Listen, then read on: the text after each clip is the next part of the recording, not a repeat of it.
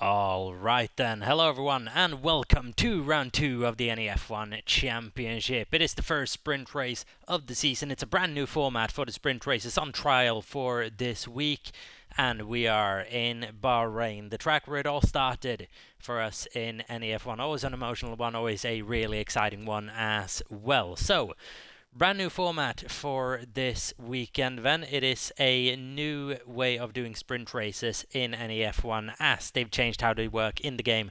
The format now then will be for this week. It's going to change for the next sprint race that we do in Miami. We're going to trial a couple of different things until we find something that really sticks for us. Before this week then, we are going to be doing a one-shot qualifying to set the order for the sprint race. Then getting on with the sprint event. Then yet another one-shot qualifying to set the order for the Grand Prix that is to come. Then the 29-lap race, so 27-lap race I think it is. Embarrassing, is this my favorite track? I think it's 27-lap race around here. Grand Prix around this Sakir International Circuit. So then, let's just have a look at our contestants as someone has readied up too early. I think we can confirm. So everyone just get your setups on. We'll be going in just a little bit. But for the first time this season, Matty Adam 16 in the car and ready to go in his Scuderia Ferrari HP there as well. So, Ferrari at full strength now for the Nazis. Dominant display last week out. This is going to be a new thing for me. I've never done commentary on a one-shot qualifying session before, but let's see how it works. Someone has triggered ready up too early. We are getting underway just now then, and we're going to see if we can go on board with the pole sitter, which seemingly at the moment is quite difficult.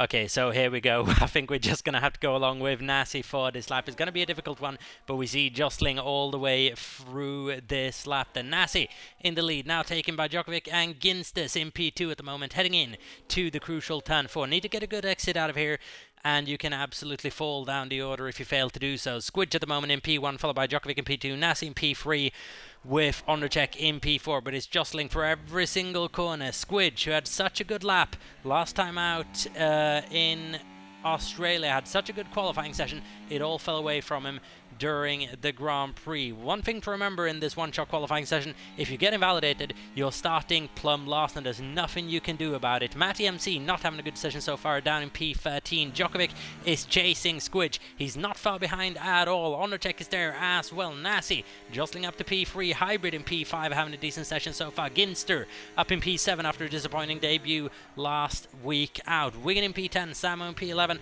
A couple of people I think we can already see have invalidated their laps. They're not moving at all. It is the top 10 still in contention, but Squidge at the moment is heading into the last corner now with the advantage. Is it going to be able to sustain that advantage? Coming out of the last corner, seemingly doing so. Djokovic, I don't think is going to be able to catch him. Squidge is going to take pole position here in Bahrain. He is followed by Djokovic, Ondercheck, Nasi, and it is close between the top two. Ondercheck in P3, followed by Nasi in P4. Okay, that's a different style of that's a different way of doing commentary on a qualifying session, and it is hard indeed. Matty, we're getting reports that lost his force feedback in the middle of the lap as well.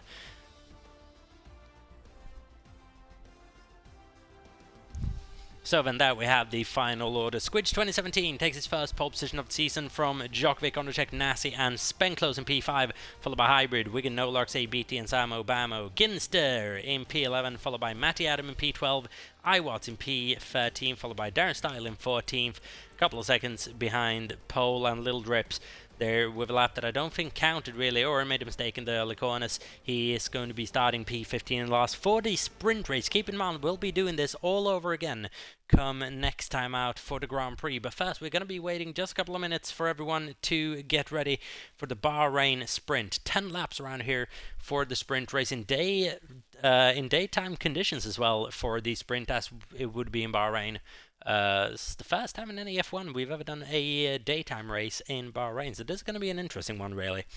But we're just going to be holding station for a couple of minutes to get this race started. Not too long then. But we've got to be discussing at the moment the qualifying pace of this man. Squidge 2017 on pole position here. Had a good time in qualifying last time out as well. And as we can see here on the tire graph as well, a couple of split strategies at the moment.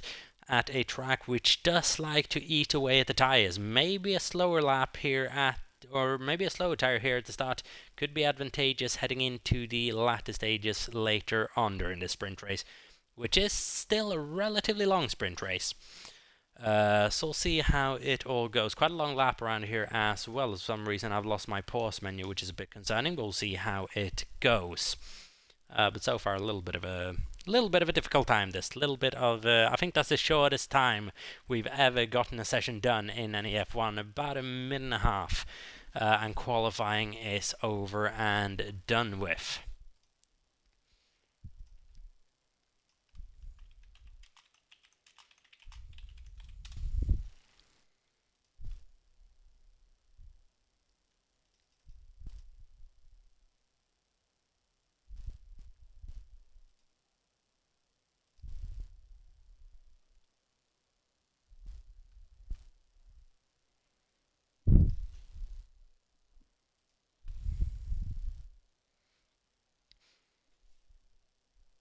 Okay, so the reason why it threw me off is because everyone is basically having the same type of issue. So we're just going to be going to a little bit of a quick break here whilst we issue a lobby restart. I'm going to have a discussion with the admin team of what to do. Yeah, this is a bit of a interesting situation, really. I'm just going to have a bit of a discussion with the admin team. We will be doing a lobby restart. We'll be right back. I'm going to the intro screen for a little bit, but we'll be back in just a couple of minutes.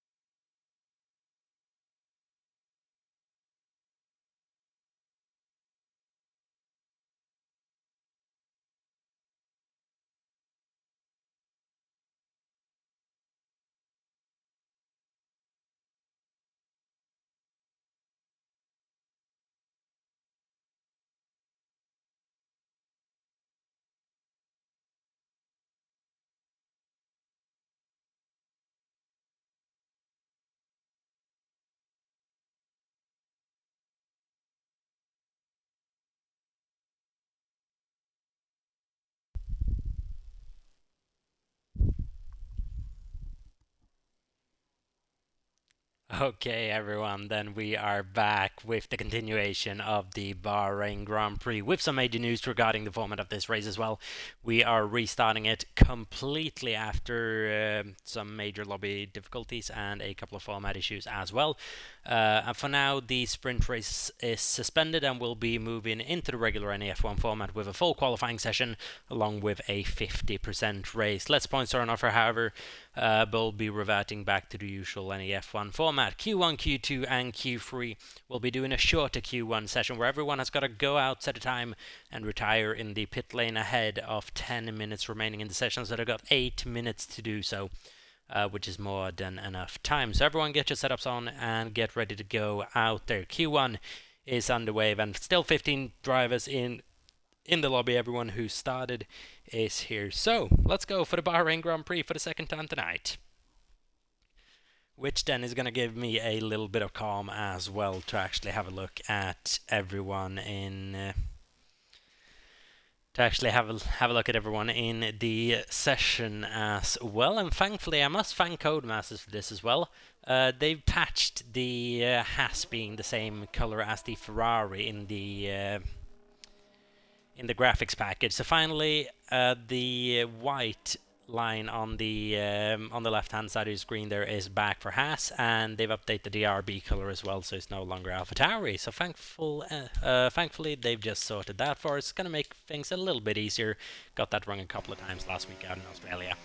Here we go then. Sam Obama is first out on track in this new Australian Grand Prix session. He's followed by Little Drips and a McLaren of, I believe that is No Larks, had a very decent race last time out. Also Spenclose up there. Spenclose, who massively outperformed his teammate last week out in the Grand Prix, actually. I don't think anyone saw that coming after qualifying. But as we've gone to the Grand Prix, Spenclose just able to keep it relatively consistent, and Squidge had perhaps one of his worst NEF1 races to date, really, with mistakes every now and again, and just wasn't able to get the most out of that machine. So let's see if Squidge can just rebound. Worth keeping in mind, incredibly fast around this place, incredibly fast last week as well, and did actually grab pole position in that short qualifying session we did earlier on. So that is still kudos. Squidge delivered when it really counted. The pressure really was on. He had one lap to do it, and he did it by some margin as well. I believe it was 0.2 of a second to maybe Nassi in P2. So that is kudos to Squidge, but doesn't count for anything now. With the full lobby restart, we'll have to go again. We'll also be completely dropping any wrongdoing that happened just before this lobby restart. So whomever triggered the lobby too early, we will swipe that under the rug for this one and just get on with it, as the lobby would be starting now originally. Here we go then. Sam Obama on the first flying lap of this session, and for some reason the track almost looked wet under the braking zone there. I think that was just tires smoke. Let's see if we can actually see that from someone else. As Spenclose is coming up to the first corner, let's see if we get the same little smoke effect. No, we do not. Neither would Little Drips. He's already out of the corner, however, so that's not weird. Sam Obama going through Sector 2 now. Incredibly difficult sector on this game, and you need to really carry confidence through this left-hander. Stay off the curb on the outside, and then down to third gear, actually second gear for Sam Obama, through turn 7. Turn 8 and turn 9, then incredibly tricky. Want to stay quite a long way to the right-hand side, and then turning in quite a late apex, and nice and early on the power. As DRS is wide open, heading down into turn 10, turn 11, and turn 12. Easiest place to run out of track limits here as well.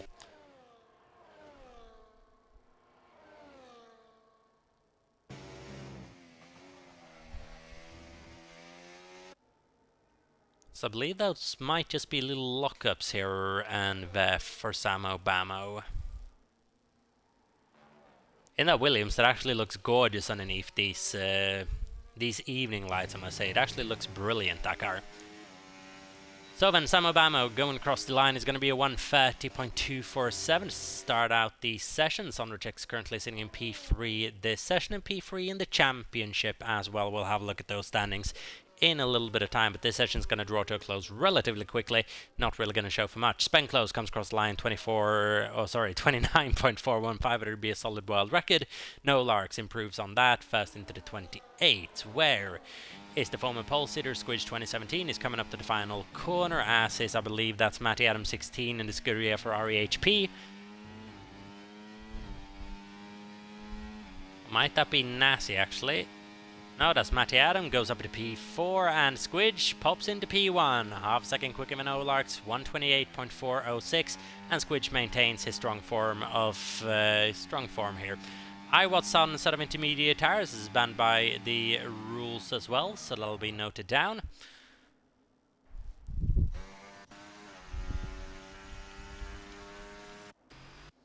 As a lot of people out on the intermediate tires at the moment, even though it is no longer allowed, which is interesting. Interesting. And that intermediate tire, that for some reason, is actually working. Quick reminder to all the drivers, read the rules tabs. Read the rules tabs before you decide to do stuff like this. I sound incredibly cocky. It wasn't meant to be as cocky as it sounded, but a little bit awkward there.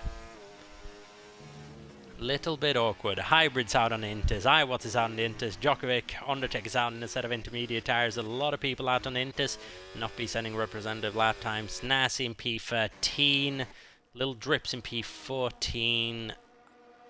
Don't know if he actually has to set a time this session, I'm not convinced. Nassi goes straight into the pit lane as well. I don't think you'll actually have to set a time in order to get through in this session. As no one outside the top 15 is going to be eliminated.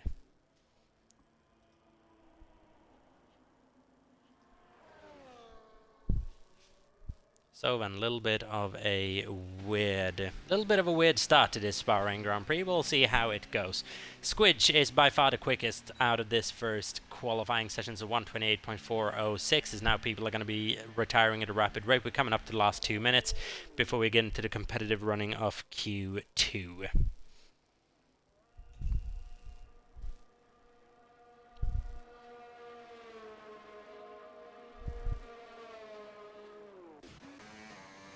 So for some reason in spectator mode, I don't know if anyone else is experiencing this in spectator mode, if anyone else is ever in spectator mode, then please let me know. But my controller just keeps randomly vibrating every now and again, and I don't understand why. I really do not understand why. As people are now retiring at quite a decent rate, got about a minute and a half to do so. As at the moment, it's Squidge leaned away from No Lark, Spend Close, Matty Adam in P4 in his first appearance for Scuderia Ferrari on this game, and a beat in P5. Ginster in P6, followed by Sam Obama, Wigan, Darren Style, and Ondercheck. Djokovic, iWatts, Hybrid, Nassi, and Little Drips yet to set a time. Nassi will not, and Little Drips will not as well. Only one car remaining out on track, that is Hybrid, who's about to come into the pit lane as well.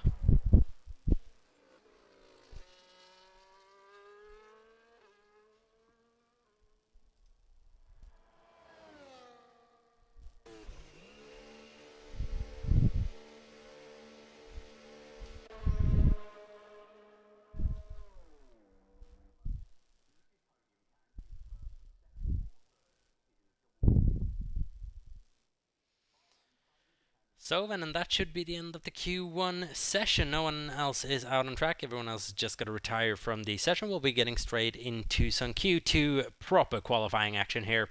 I was in Hybrid, the last people to have set a time and the last to retire as well. That is the end of Q1. Not too much interesting stuff going on. We'll actually find out a bit more through Q2.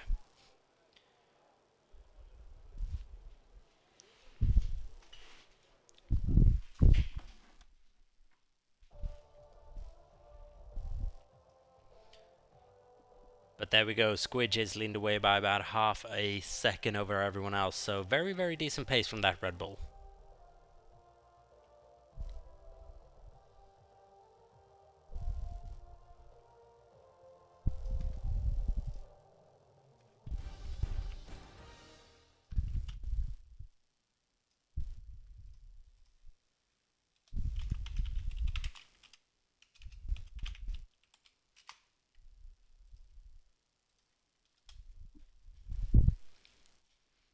Okay, so here we go. Should be loading into Q2 in just a moment's time as well. Here we go then.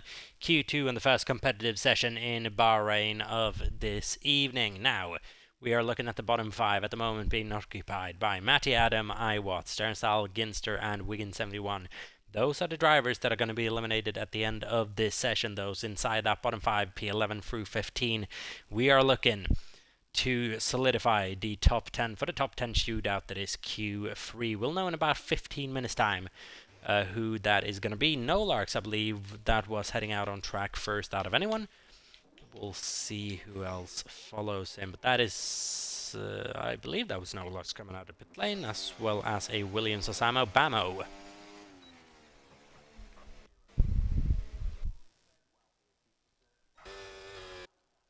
And looked like it was almost a bit of racing going on heading into turn 1, just getting warmed up really for what is to come. Decent session, decent track for a qualifying lap, Bahrain on this game in my opinion. Bit harder to race on, way harder than it has been on previous games, especially going through turn 9 and turn 10. It's actually been made into a proper tricky corner, but very, very good for a qualifying lap, especially if you can get it bang on.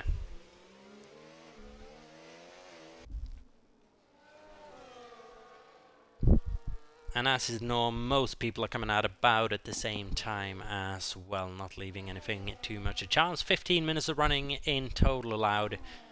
Djokovic and A-Beat is still holding station in the pit lane, so is Little Drips and iWatts. iWatts actually just coming out now.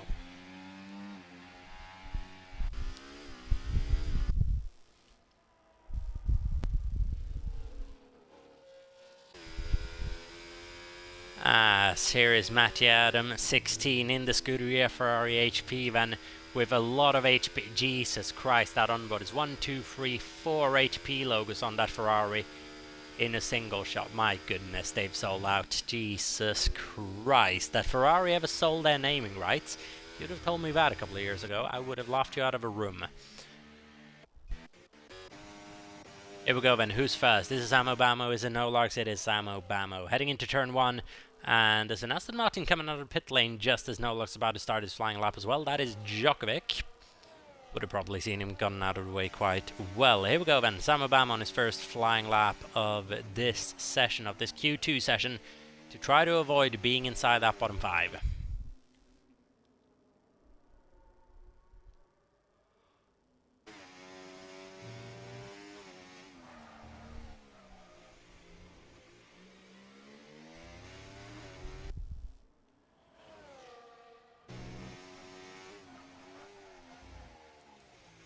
Ooh, struggling on the braking, heading into turn 9 and turn 10. Oh, sorry, turn 8 and turn 9. Now heading into turn 10, actually a little bit of an easier braking zone, probably down to 5th or maybe 4th gear. 4th gear getting a lot of drive, can't really get the power too early in 4th gear through that. May benefit just a bit of going into 5th. And now should be 4th gear heading into turn 13. Yes, indeed. Nice and early on the power and straight down to the line for a somewhat tricky last corner. We really want to avoid the inside curb. Just want to kiss it a little bit. Yeah, that's absolutely spot on from Samo Bamo there. Nice and early on the power and a straight run down to the line. No Larks is following him. It's going to be a 29.4 for Samo. It's going to be a 29.2 for No Larks. Decent lap. We're about to have a Mercedes come across the line. That's A-Beat is starting a flying lap. We're about to have an Alpine cross the line. That is Darren Style. Goes third fastest, 1:30.174. And Nasi goes fastest with a 1:28.267. Very, very decent lap. Fastest we've seen so far in qualifying. Matty goes fourth fastest, 29.9. Eclipse by Spenclose. And now Squidge. Squidge about 0.2 of a second behind Nasi at the moment.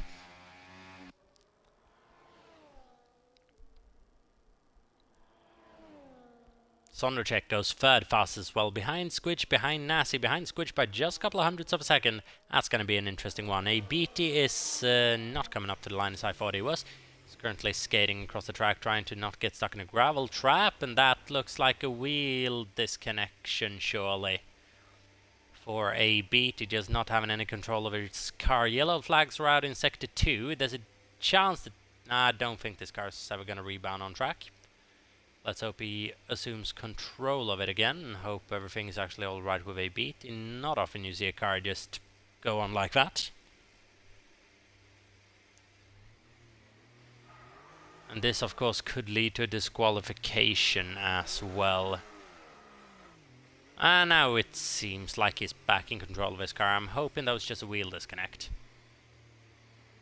On the AstroTurf, just trying to avoid getting in the way of people. It's a bit of a weird one, that. Here we go then, Djokovic just starting his flying lap. Ginzes at the moment is in P12 and needs to improve by a couple of tenths of a second to make it up to that safety where Darren Style currently sits. Just behind Matty Adams 16 as well, not safe from elimination by any stretch. Little drips in the pit lane as well, it's just coming out now by the look of things. Ooh, it's aggressive turning or aggressive braking from Djokovic there heading into turn 3. Turn 4, sorry.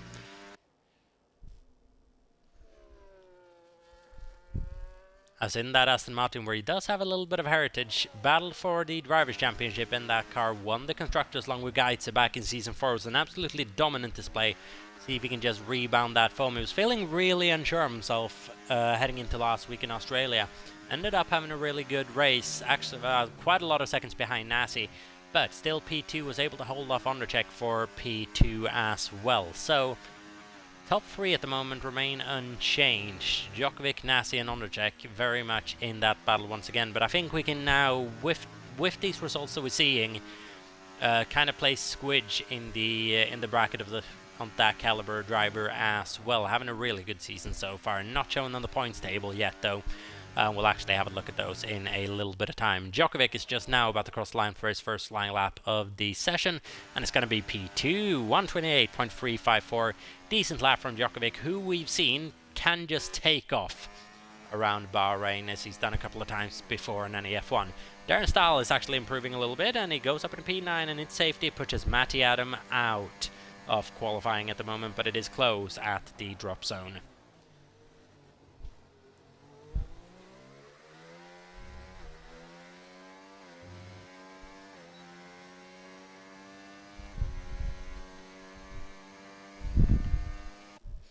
As Ondrejek then actually goes fastest out of everyone with a lap very much in the middle of the session as you kind of look away for a little bit. Not really expecting anything interesting to happen. Ondrejek pops in with the fastest lap of Q2. Hybrid then is heading into the pit lane. I believe Darren Style will be doing the same.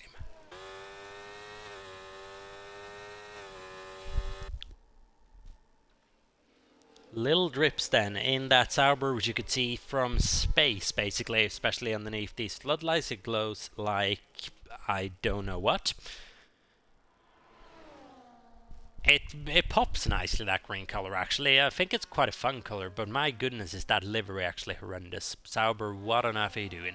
What on earth are you doing?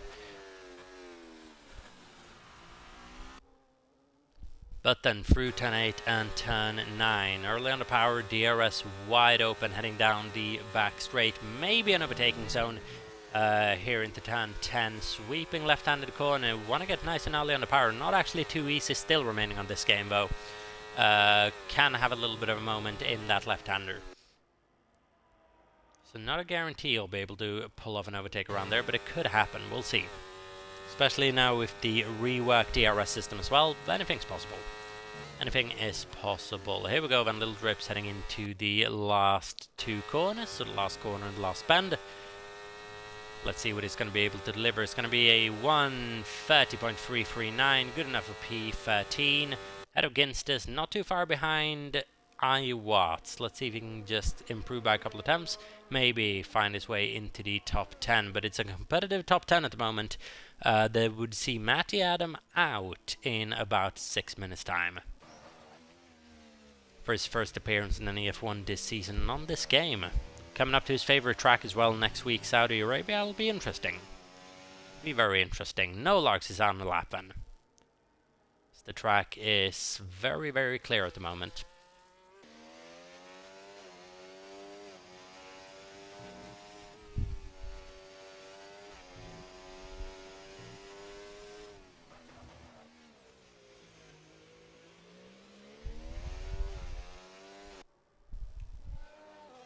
As here we go then, heading into the double left-hander. How nicely is it going to be able to tackle that apex? Absolutely beautifully. As Undercheck's retired from the session in the lead of the session, not fancying any chances of going out, and I 100% agree with him. As Snowlark's then going through sector 2, is it going to be improving at all through this sector is the question, and yes he is, and by a little bit as well. It's just going to start bringing those gaps down a little bit. Now we've seen track evolution just starting to come into play a little bit, which can actually be a massive factor on this game. So is it a massive factor now? We'll wait and see. No Larks at the moment set to improve by maybe even half a second or more. Let's see even. No Larks comes across the line. Actually no, has a poor last sector, only improves by a couple of hundredths of a second. So something must have happened for him, maybe with battery in that last sector that made him lose a lot of time. Squidge has retired from the session. I don't think there's any chance of him going out. There shouldn't be any chance of him going out realistically, so safe bet. Safe bet. As Nasi now is running the final corner as well, he'll want to pull one over on Honorcheck, and can he do so on his former championship rival? Yes, he can, by a couple of tenths of a second as well, and they're starting to leave the bottom. They're starting to leave P3 and 4 behind. It's Nasi and Honorcheck at the moment. Djokovic on an outlap will want to just carry a little bit of pace with him into Q3 as well. Squidge is going to have quite a bit of work to do in Q3 if we want to make this work for him.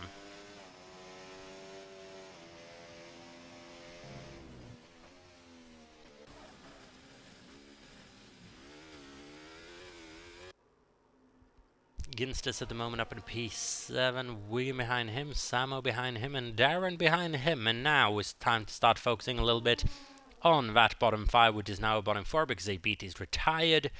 It is Spenclose, Matty Adam, iWatts, and Little Drip. Some high caliber names outside the top 10 at the moment need to improve by a couple of tenths of a second at least in order to have a chance at making it through here. Spenclose is going to be first to give it a go. Matty's just coming on an outlap now. iWatts just behind Spenclose if I'm not mistaken. No, actually a little bit ahead of Spenclose, sorry. So iWatts is going to be first in line to have a go at Darren, Samabamo, and Wigan predominantly in the danger zone, but Ginsta could be as well. We'll see how aggressive track evolution is. No Lux has retired from the session as well. I don't think he's within any real danger. But I wouldn't retire if I was, for example, say a Ginster or a Wigan. Probably want to go out again. Here goes iWatts then on his last lap of this session.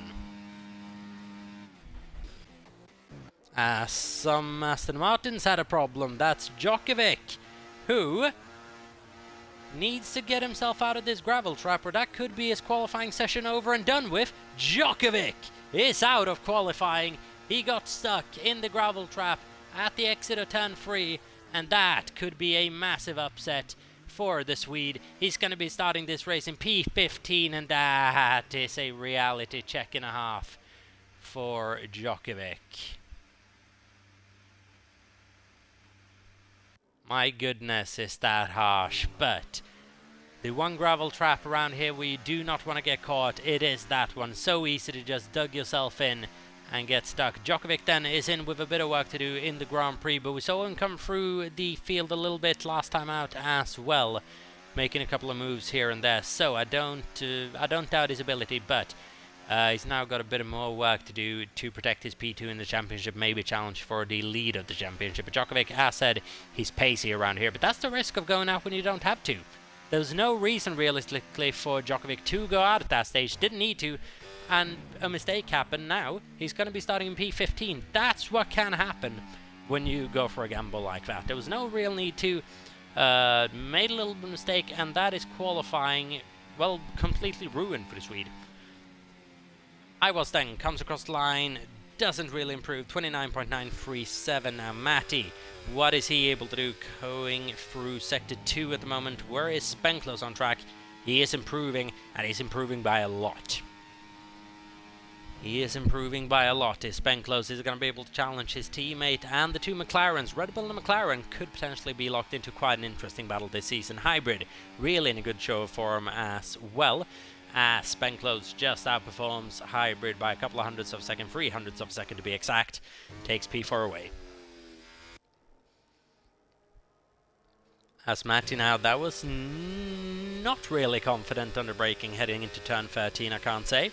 Now heading into turn 14, needs to get a good apex here if you want to be able to carry a lot of straight line speed onto the back straight or onto the final main straight. Here we go then, Matty is going to be able to get himself out of Q2. Yes he can, just by a little bit, but he is safe from elimination. Samobamo, can he push him down? Yes he can. Matty just survives elimination. Samo survives with a margin, but for no larks must be said. That could have ended in disaster if everyone just improved by another 10-4-2. Iwatts not going to be able to get another lap in, but that was a gamble for no larks that doesn't look like it was really risky there with his P7. But look at the gaps behind him. 4,000s down to Wigan, a couple of hundreds down to Ginster, a couple of hundreds down to Matty, then actually a couple of tenths down to Darren. But that could have been a risky move, especially if ABT and Djokovic set laps that stood as well. Djokovic, his disqualifications actually mean here that Matty goes through. So then a couple of shocks here, ABT and Djokovic being the main amongst them, but Matty just surviving elimination there by a couple of hundreds of a second in the end. Behind Ginster, Wigan, Nolark, Samobamo, the top 5 consists of Hybrid, Spenclose, Squidge in P3, Undercheck in P2, with Nasi at the moment, the dominant factor on this game, on this season. In that Ferrari, he is in P1, and the favourite for pole position at the moment for the Bahrain Grand Prix.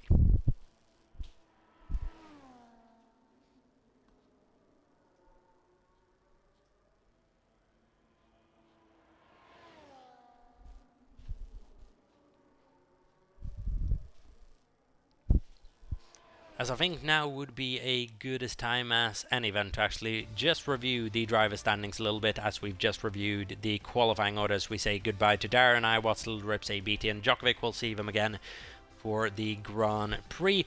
But there you go, the Drivers' Championship on the right-hand side of the screen. It is Nasi leading it from Djokovic, Undercheck, No Larks, and Spenclose. Samobamo with a decent race last time out, finished P6, followed by Hybrid, Wigan, Jamar, and Squidge there. Had a very, very disappointing result in Australia. Could have maybe even battled for the win pace-wise, just wasn't to be. The bottom 10 looks like this. There's a name that's going to be added on at the bottom of that sheet. We're still looking for one more driver, so if you do fancy joining up, there's a link to do so down below in the Twitch stream. As for the constructor standings, Ferrari lead away from Aston Martin by just 3 points, obviously just one race in, so everything looks close at the moment, but it is going to start expanding those gaps just a little bit. In about 2-3 rounds, we'll potentially start seeing a couple of patterns form here.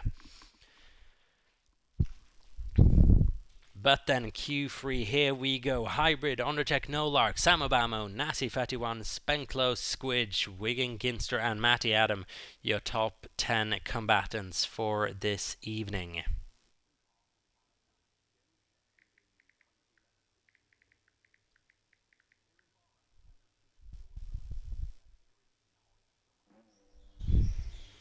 So then we have people already going out. That is Undercheck going out. One of the favourites for pole must be said, absolutely slams on the brakes as Williams is just heading into the path of him. That's an unsafe release if I've ever seen one from Williams. Probably be quite a hefty fine. As the second HP billboard is coming out of the pit lane as well. Both the HP billboards in line, actually, even. Love to see it. Wigan, the sole survivor in Aston Martin in Q3. He's followed by one of the Red Bulls as well. That's Squidge coming out behind him. Spenclose just making his way out of the pits as well. And we got Hybrid and Ginster remaining in the pits for the time being. So I'll just wait and see what goes on between those two.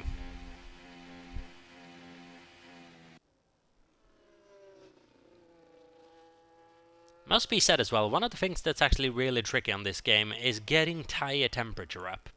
It's actually really tricky. You almost want to do a relatively easy push lap to get the tyre temperatures up. No battery usage, no nothing, but just to get the temperatures in order, because weaving doesn't really do anything on this game. You have to almost do 2 out laps to get those tyres into an optimum temperature zone, so that might actually be something we start seeing drivers do.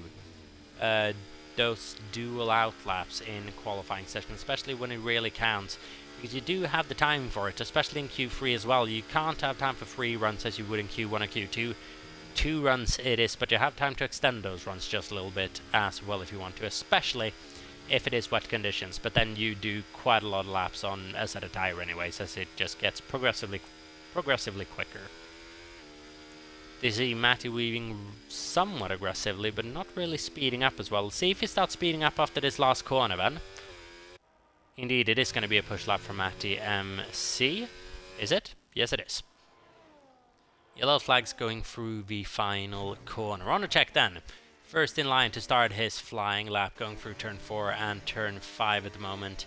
Heading into the flat turn 6 left-hander. And then turn 7. Tight right-hander, third or second gear. Second gear for Undertech. Up to third, should be straight on the exit. Doesn't. And that will have cost him quite a bit of time, to be fair. So you saw the massive tank slapper that it got on coming out of the corner. So this lap by Undertech, probably not going to set the well the lights.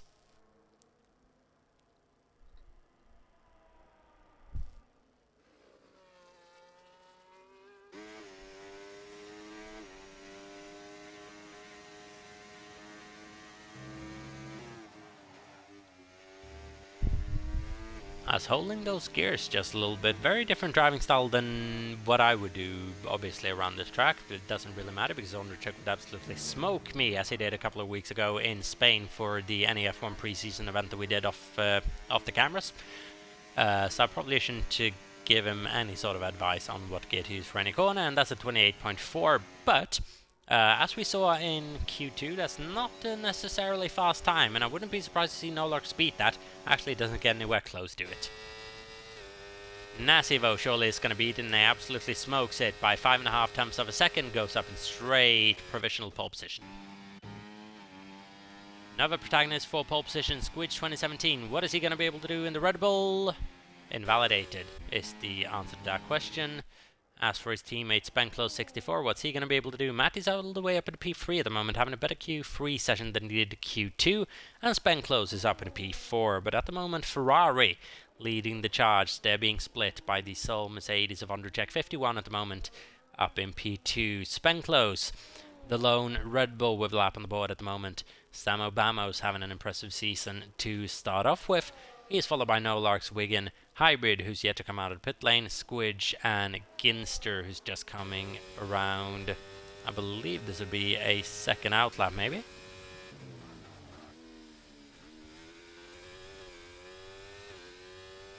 So I believe it's a fast lap. He was in 7th gear for so long on that straight that I thought it was going to be something else. No, jumped straight up in P4. Does Ginster with that time. 28.995 for Ginster in the Haas. Very, very decent time.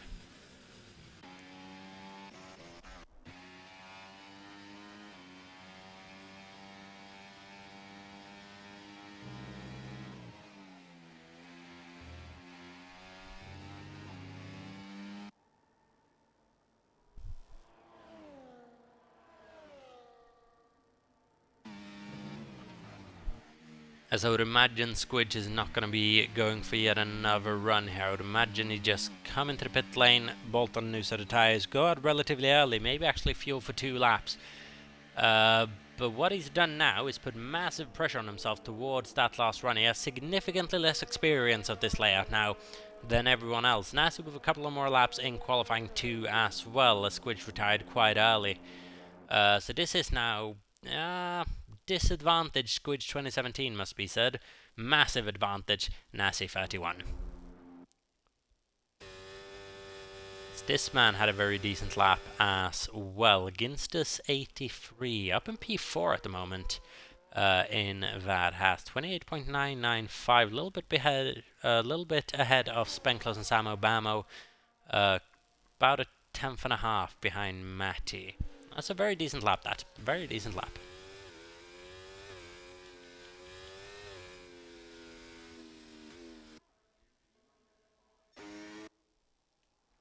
So then, are we seeing anything interesting? Undercheck is about to complete yet another flying lap, actually, and he gets very close to Nasi 31 there, as you can see. 27.873 for Nasi, 27.888 for Undercheck, but now I would imagine it's hurry back into the pit lane time for the check and just slap on a new set of softs and give it one more go. But look at this, the gap from Undercheck to Matty is 1 full second. Such is the quality of these top two guys.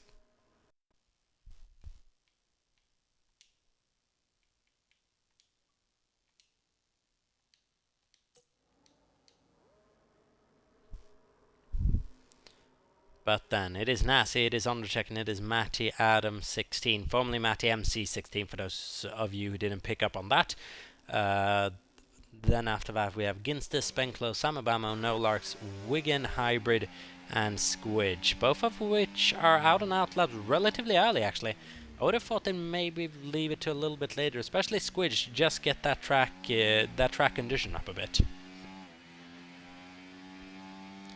I would imagine then that Red Bull's fueled for 2 laps. I would imagine he's fueled for 2 quick laps, but we'll see.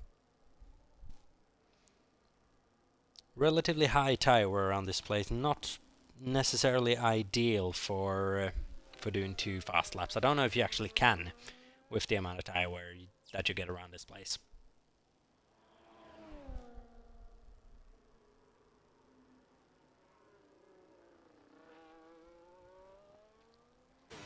So then, Nolarks is on his last flying lap of the session, I would imagine. 3.5 minutes to go. Still a lot of time for people to come out of the pit lane and get an outlap done. You'd be able to go out in about 1.5 minutes as well and get that done. But Nolarks then on the run down to turn 4. Much better replay, or much better off-board angles on this game, I must say. Looks so much better, especially that McLaren as well looks so much better than it did last time out with the horrid blue that they had for a couple of seasons there.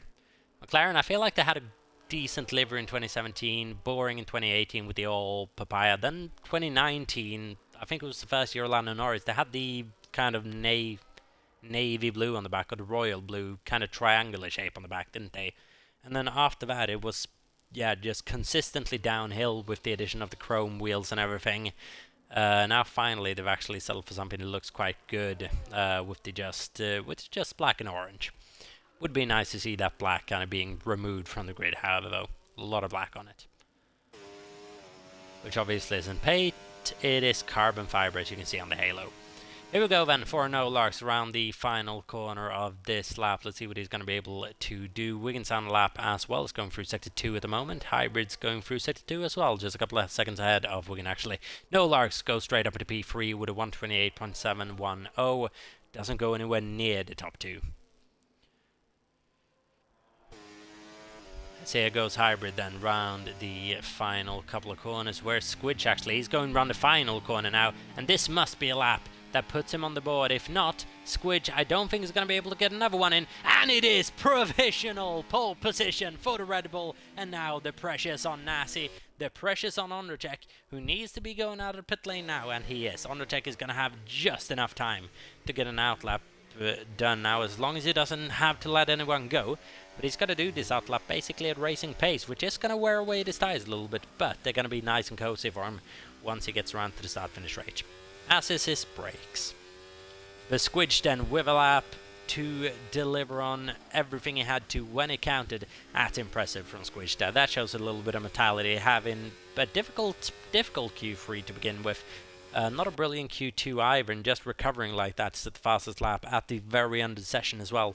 See if he's fueled for one more go, or if he's coming into the pit lane. That is impressive. Hybrid needs to get a decent run here as well.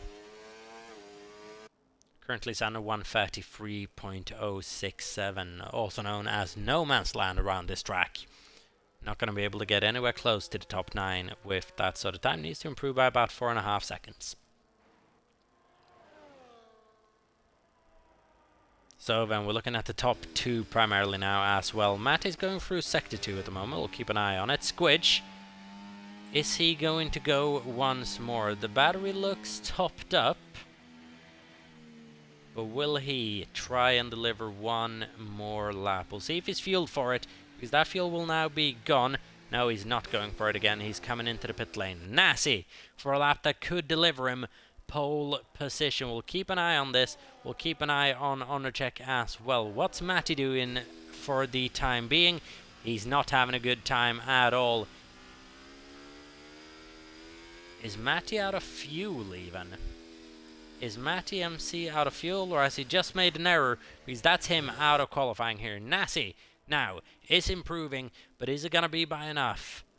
By the end of this section, or by the end of this session, he sets a purple sector 1. Here we go then, through turn 8 and turn 9. Beautiful apex there, and nice and early on the power. Using a bit of overtake on that back straight. Need to manage that actually, to actually have some deployment, especially for the long back straight that we see his teammates currently parked at. The question is Matty just parked there in order to give his teammate that little bit of a tow for maybe the last corner, or maybe the last couple of corners? He is a man who likes to play the team game, Matty MC. Now, is it going to help Nasty to maybe a pole position?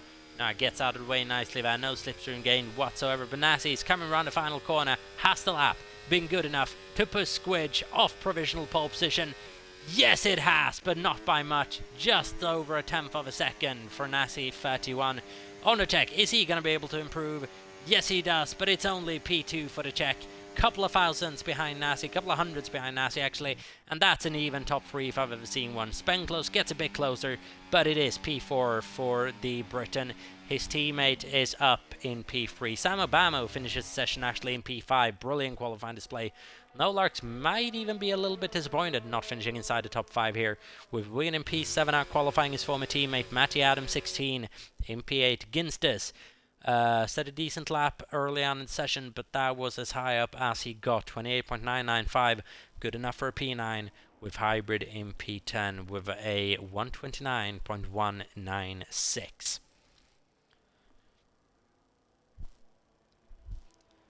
Wow, that's close between the top 3 then. Nasty, Onurchek and Squidge. Could imagine on pace Djokovic would be somewhere around there as well. Just hearing now reports as well that Matty backed out of his final lap there, wasn't improving, so decided to just back it off. But then there you can see the difference between P1 and P3, less than 10th of a second, just over a tenth. But then the gap from P3 down to P4, 0.6 of a second. The top 3 in a league of their own at the moment. We'll see if that gap closes down over the course of the season. Now then, we'll be going to a little bit of a break before we get this Bahrain Grand Prix underway. 29 laps was the racing action is commencing in a little bit of time. 27 laps, sorry. But before we get to that, we'll just be going to a couple of minutes worth of a break. So don't go anywhere. Stay put. We'll be right back with you for the Bahrain Grand Prix.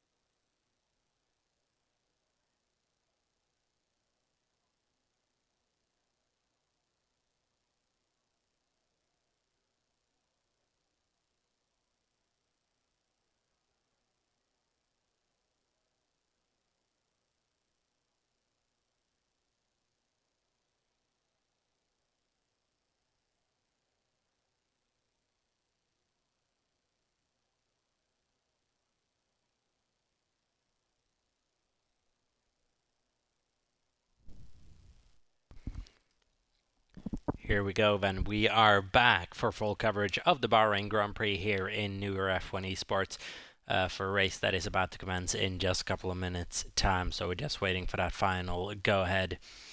But the Bahrain Grand Prix, even a race that has a bit of history in NEF1 as well. First ever race that we did around here. Championships have been decided Bahrain, if I'm not mistaken, and the highest points total ever scored in an NEF1 race happened in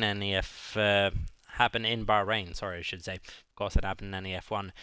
It was Ruben SN who took over 50 points in a weekend then where we had a sprint and double points Grand Prix event.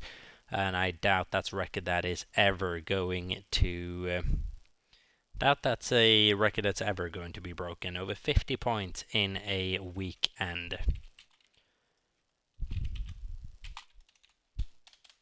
But then the ready up has been given to get this race underway. We'll begin starting about 30 seconds for the Bahrain Grand Prix. 27 laps around the Sakhir International Circuit. For what is one of the more intense races on the calendar. Track that doesn't really allow you to breathe at all, doesn't allow you to relax. No easy sections on this game as well. Sector 1 usually a bit of an easier time around last game, but not so much this time. So we're going to see how this goes. It's going to be very, very interesting for sure. NASA with a bit of a pace advantage, but not a big one over on the Czech and Squidge. We'll see how they get on. For the formation lap here for the Bahrain Grand Prix, and Nasi leads the formation lap for the second time this season then from Ondercheck and Squidge. Spenclose in P4 followed by Samo Bamo, second good qualifying in the row from the Briton, followed by Nolark's Wigan. Matty Adams 16, his first appearance for Ferrari this season, followed by Ginster for his, I guess you could call it a second debut race, along with Hybrid in P10. Darren Stahl in P11, followed by Watts in P12, Lil Drips in P13, Beatty in 14th, and Djokovic is starting all the way down in 15th and plumb last. Let's see what he can do on that medium tyre. As for strategies around here, that could be a little bit of an interesting one. We'll have a look at what tyre everyone's starting on. Beatty starting on the hard, something to go along. A couple of people starting on the soft, a couple of people starting on the mediums. We're expecting at least a two-stop race around here. One stop's possible, but it's going to be hard. I would imagine Beatty's going to be trying on that hard. We'll see if we end up with a safety car here. We didn't last time around. See if we do so this time. Say Beatty, I believe, has had once again that kind of a reconnect issue with his wheel. Just gonna go again. Let's hope that doesn't happen for the race, or we could have a very dangerous situation potentially.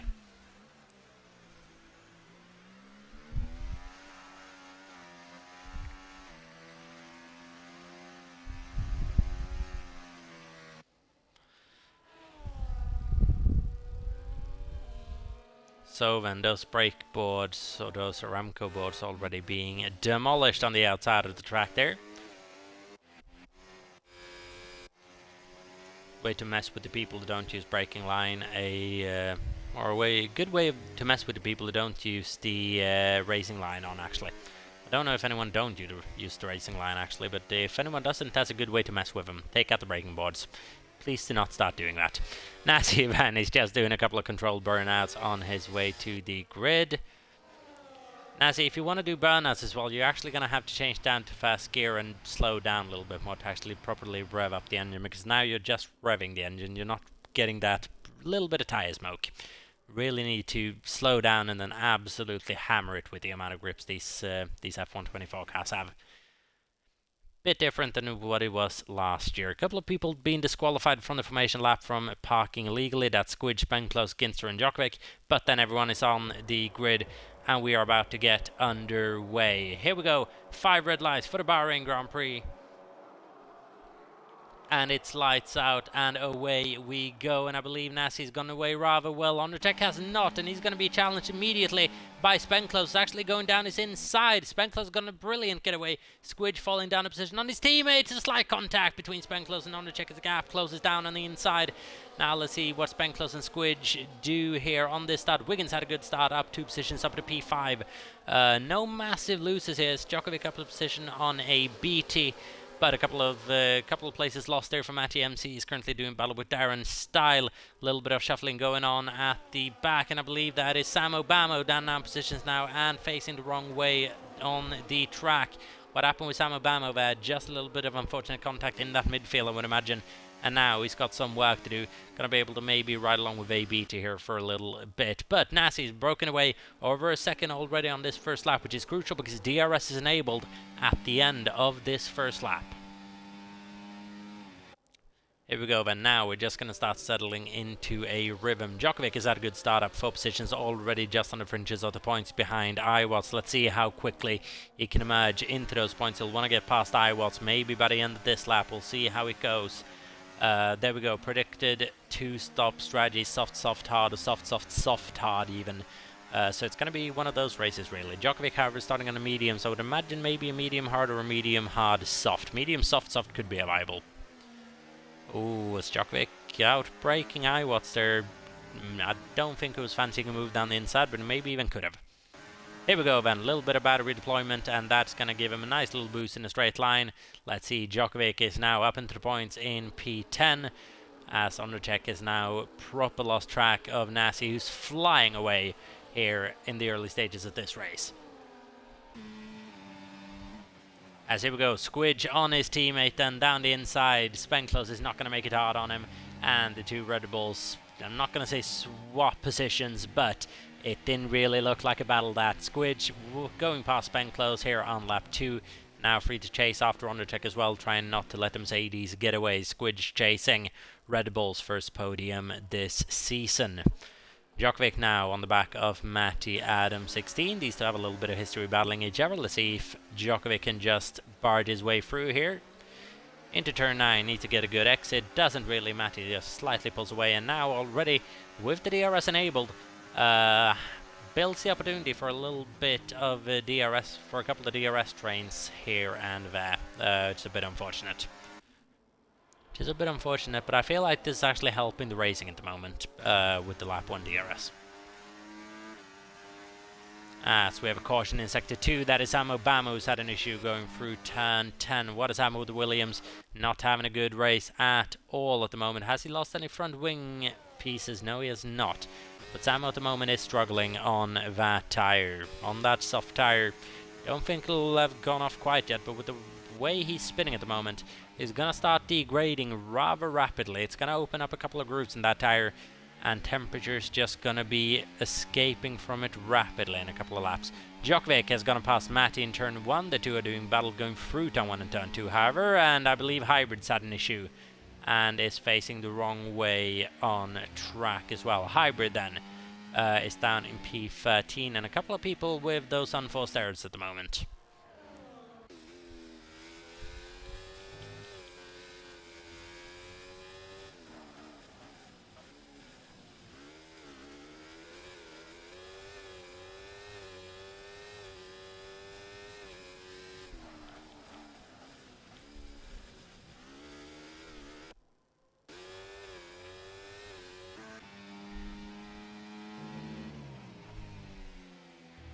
So then Ondřej, Squidge and Spenklos locked into a little bit of a battle here. Wiggins actually in the back of that train as well. Then there's a couple of seconds of gap down to Ginstis in P6. But Ondřej can't really shake Squidge fully. It's just about to actually. The gap's just now opened up to over a second. Nasi has opened up a 2-second gap to Ondřej, however. And we saw Nasi do this last time out as well. Just break away and then start managing that gap a little bit. What Ondřej can't do now is just play the DRS game that it was so effective at last season out. He's gotta find a different. Sorry, that was my voice just completely disappearing. Gotta find a little bit of a different groove here and just be able to find that little bit of extra pace to hang with Nasi, and then staying in his DRS, which is key for actually maintaining track position here. As I believe Ginstis is now an issue coming through turn 1, just spinning, going through, I believe it's turn 1 and turn 2. It's down in P12, and we're starting to see those mistakes creep in, as Matty is now shaking Djokovic, actually. He's put no larks in between them. So Matty up in P6 at the moment, having an alright race. Quite a couple of seconds behind his former teammate of Wigan 71. He's in a former teammate sandwich at the moment, is Matty. Wigan and O'Larks, both his teammates last season out. O'Larks replacing Wigan in that Scuderia AlphaTauri team midway through last season. Here goes Djokovic on O'Larks. Is going to be able to hang it down the inside. Yes, he can. Djokovic takes P7 away from O'Larks, who's falling back a little bit, down 2 positions so far, but not a massive loss for O'Larks right now. We'll see how that little battle ensues, but right now I would imagine O'Larks is more focused on keeping an eye what's behind him than trying to hang with Djokovic, who is going to start coming through. I think we can see that Djokovic does have some very, very good pace around here.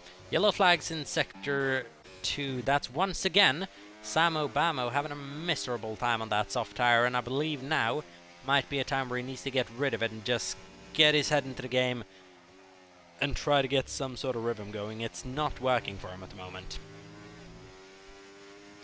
Brilliant display in qualifying. Something's just changed throughout this race. Not really working.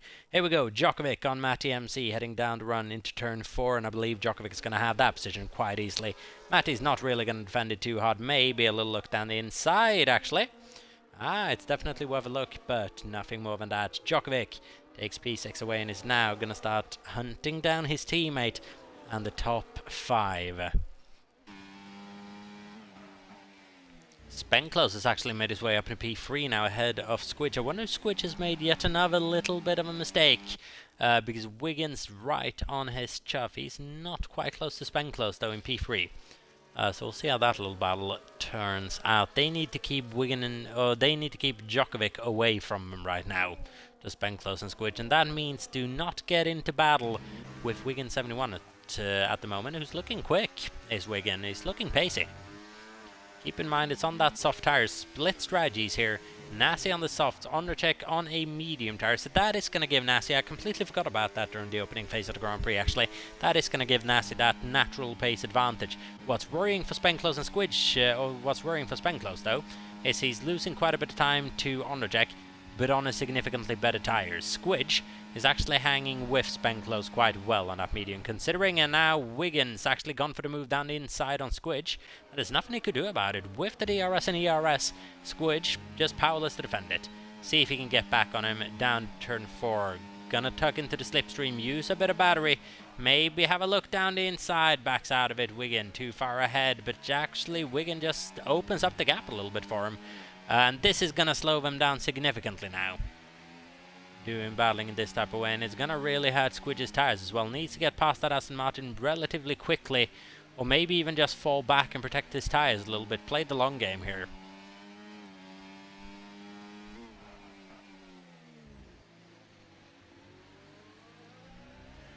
Don't really want that type of temperature going through those tires constantly. It is gonna hurt them. It is going to hurt them. Squidge, Djokovic, Matty Adams 16, Noel Lars, Iwat and Darren Style is the latter stages of the top 10. Then we have Little Drips quite a ways, just behind Darren Style actually. Then we have a Hybrid quite a ways behind Little Drips. I completely meant to say Little Drips at the moment. Running a faultless race, not really on the pace with the front guys, but not making those mistakes that's losing him positions at the moment, and could be about to have Darren Style here if he could set up a move. Squidge might be about to have Wigan as well. We'll have a look at that. Getting a nice run down to turn 1, and I believe Squidge surely is going to have that one. I don't think Wigan's going to be fighting it too hard because those softs are gonna be going off quite soon. And Squidge takes the position away from Wigan. Nice little battle that, Squidge and Wigan. The two made contact a couple of times throughout last season, and now really getting along on track. Producing some decent battling here. Wigan just looks for the move down the inside and turn 4, thinks better of it. But this is allowing Djokovic to just catch the back of him a little bit. And look at the gap between Spenclose and Squidge. The gap that was about 1.6. Due to this battling with Wigan, 3.4 seconds. And Squidge quite rapidly actually falling out of contention here. Still awaiting the first safety car of this season. I believe we had a quick virtual safety car last week out, but not a full safety car as of yet. Let's see if we can actually go 2 races in a row without one. It'd be something special, wouldn't it?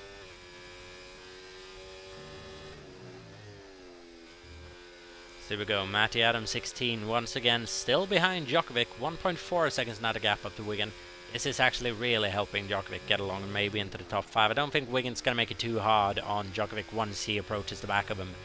And allow Djokovic to come at Squidge and maybe even spend close. What tire is Djokovic on? He's on a medium tire. That's going to start working quite well just right about now.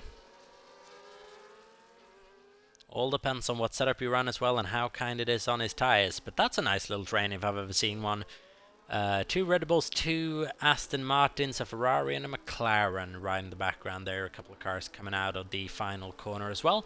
And I believe there was a Sauber of Little Drips diving into the pit lane. Yes, it was. So then Hybrid makes his way past Ginsters, does as well. That soft tires going off for Little Drips, and this could trigger some sort of undercut that could be quite effective around here. Let's see, Little Drips, new tires go on. What's he going to be able to do now on, I believe there was another set of soft tires perhaps, which could trigger a massive undercut if they fire up quickly. So now I believe Darren might be forced to respond to that. It is soft tires going on for Little Drips. Darren now needs to put an outlap together, needs to respond on this lap. Djokovic is now fully caught up to the back of Wigan 71, and let's see how this little move goes on. Squidge is towing them along nicely at the moment in P4 as well. That is actually making a position swap for Wigan and Djokovic a little bit harder because Matty's in that train as well. And all of them are just, yeah, getting towed along behind Squidge.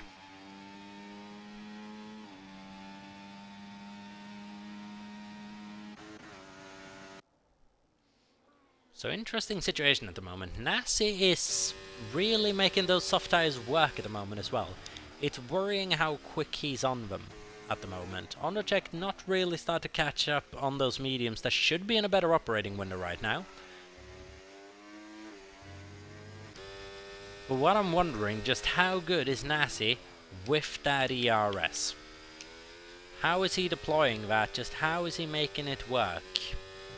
Because he is absolutely rapid on this year's iteration of the game, and if there was any doubt that he could be champion last season, I think just these first couple of racing laps, especially Australia, but these first couple of racing laps in Bahrain as well, that's taken any sort of doubt away that Nasi 100% is championship material. Ondercheck right there, obviously, for the taking as well, but Nasi at the moment he just feels in the league of his own, really.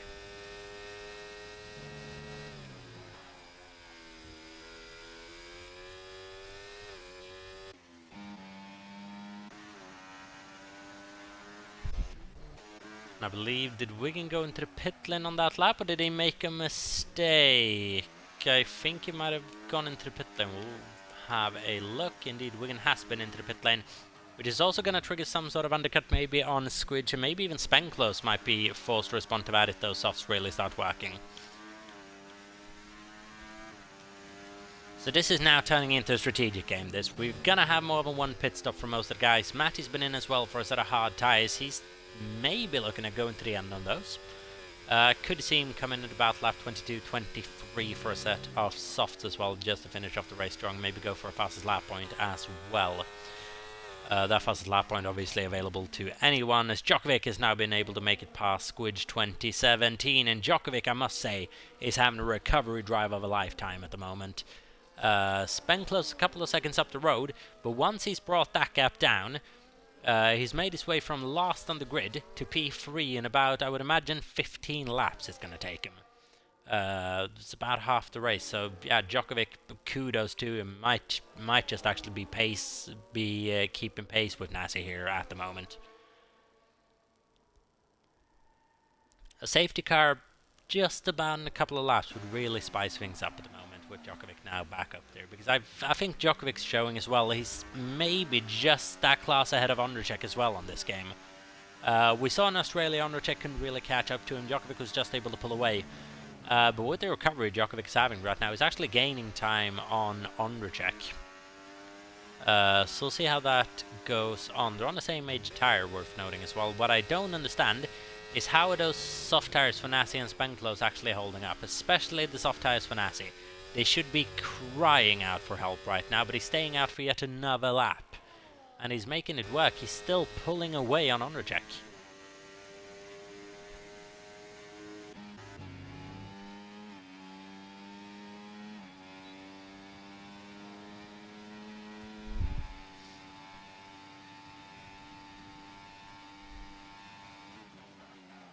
As Squidge then gets towed along a little bit by Djokovic. Spenglos is into the pit lane for a new set of soft tyres, and that might force the leaders to respond a little bit.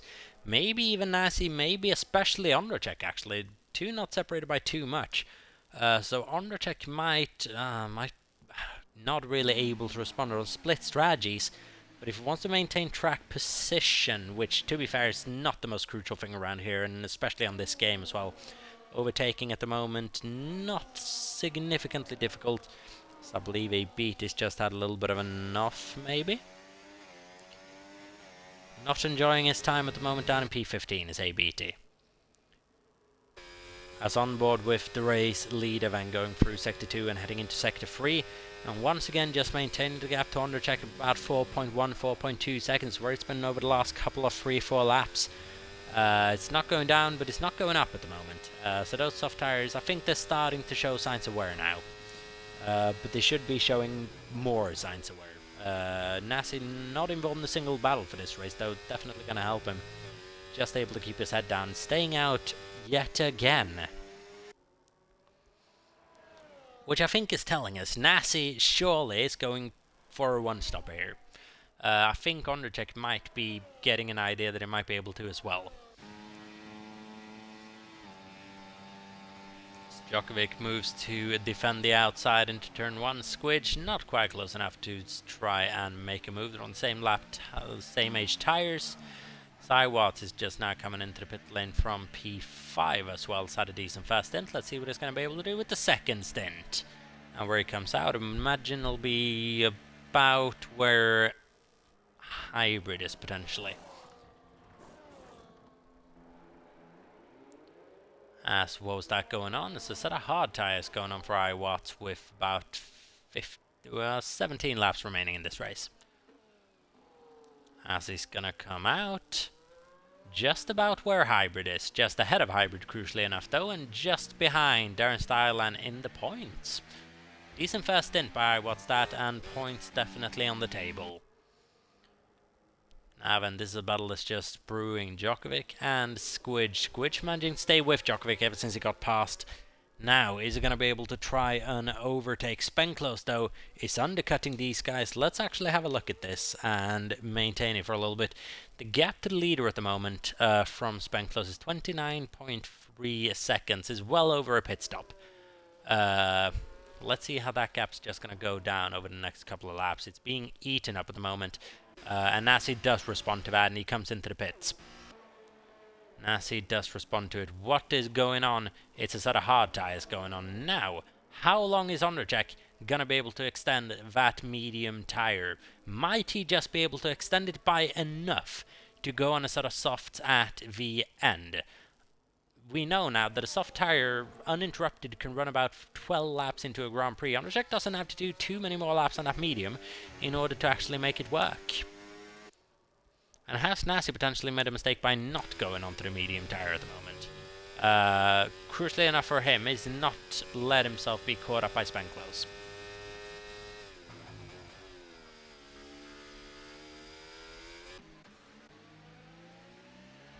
But who of these top three is going to pull the trigger first? Squidge is actually in a decent position to pull the trigger in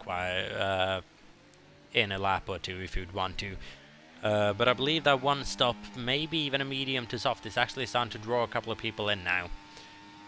I'd be surprised if Ondřejk doesn't actually try it. Doesn't feel like Ondřejk really has anything to lose. Maybe just a position down to P3. But he has to win to gain if he manages to do that. Let's see. Nasi not going to be gaining significantly on him. I can't imagine. He is gaining. Ondřejk is going to see that. We'll see how it looks. So in about 2-3 laps, and I think it maybe becomes time for Ondřejk to start thinking about that first pit stop. Gap at the moment, 18 seconds between the leader and Nasi 31, who is in the de facto leader to Grand Prix. And Sam Obama gets a 3-second time penalty for multiple track limits infractions, and I believe that's the least of his worries at the moment. as he's a lap down in P14.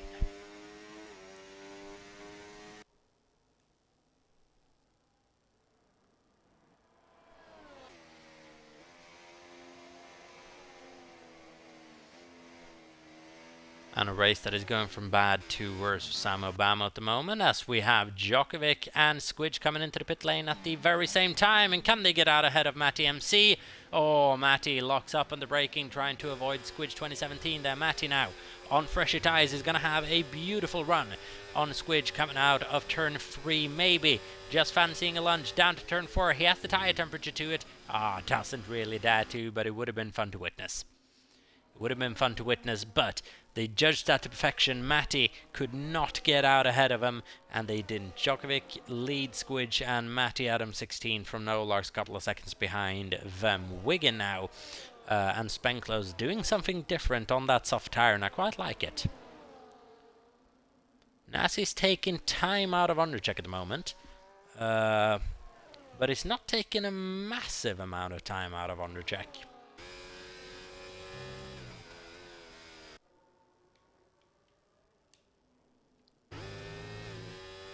Okay, this is actually turning quite interesting. Undercheck staying out for yet another lap then, as Nassi's just now dealing with his teammate, trying to get past the lap car of ABT.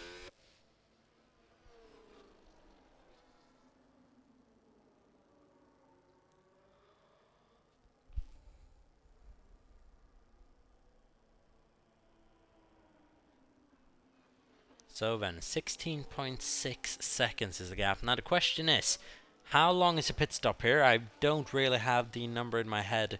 And if Undercheck went onto a set of softs at the end, how quickly can he catch up to the back of Nassi, who's not going to be unnecessarily one hard tires? And how's that going to look at the end, the tyre deficit? Because Undercheck, I feel like he's now committed to, he's got to do something different if he wants to make this work. And we have a full-core safety car, and that's gifted the race lead to Undercheck 51, who's now got a free pit stop. But it means he's got to put on a set of hard tyres, I reckon. Nassi has a couple of options here. Nassi's got a couple of options to maybe come in for a set of mediums that he's not really been on so far, so he'll have a fresh set as well. Undertech now has to come into pit this lap. He has no choice. He's got to come in. He's going to emerge and lead the race, but he'll rue that he started on the mediums now and maybe didn't come in a lap earlier, because now he's basically forced onto the hards. Or can he maybe make just over half the race distance on a set of softs? It's going to be an interesting decision, this, for Undertech. He'll have had his time with it, but it's a hard decision to make. Let's see what goes on the Mercedes. It's aggressive. It's a set of soft tires on that Mercedes. Nassi now is going to come in surely. Is he going to match it, or is he going on the mediums? Is he doing something different? Is Nassi going to try to eat up Undercheck at the end when the soft tires goes away, or does it go on the soft straight away? Nassi is going mediums, and this is going to be an interesting fight for the win, ladies and gentlemen. Djokovic, whilst this is going on, is staying out, and he takes P2 away from Nassi on relatively fresh tires, and that could have been a masterstroke from Djokovic, and he's well and truly back in this race.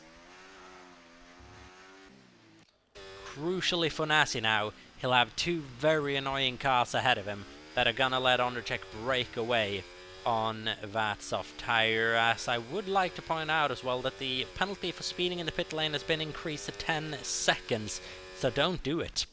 A lot of people switching onto that medium tire now. First safety car of the Grand Prix and of the season is a facto. Sam Obama becomes the first retirement of the Bahrain Grand Prix. So now Alpine is coming in. So that's a 5-second time penalty, maybe even a 10-second time penalty, 5-second time penalty for Darren Style. As is Ondracek just now ruining that safety car a little bit. Would he have preferred to be without it actually and have Nassi remain on the hard tyre, but now he'll be thankful that Djokovic and Squidge are there. This shouldn't be a threat to him at the start, but the question is how long can Ondracek make those softs last? He saw Nassi make them last quite a while, but how good is Ondracek on his tyres? It is Ondracek from Djokovic, from Squidge, from Nassi, from Spenklos here in the Bahrain Grand Prix. Wigan is following him followed by Matty, Nolarks, Lil Rips and Hybrid makes up the final points paying positions with iWatts in P11, Ginstas in P12, Darren in P13 and a BT in 14 from plumb last, laps behind leaders. Oh, what is that? That's a Red Bull! That is the Red Bull of Spenclose, who's had a massive howler under the safety car, and he has spun. Has that cost him any front wing damage? If it has, that might be one of the potential howlers of the season from Spenclose there. What on earth is he doing that under the safety car? And he does have front wing damage. He's got to go in. He doesn't go in, but that front wing damage isn't going away. What is Spenclose doing? Under a safety car as well. Yeah, running in a high points paying position. Okay, this is now getting more interesting. This is now getting more interesting. It's gotten rid of one of those Red Bulls, which I'm sure Matty especially will be happy about. So he has a chance to finish in the top 5 for his first race in this season, in this campaign. Maybe even a podium, maybe even a win, who knows. But at the moment a win looks a bit far-fetched.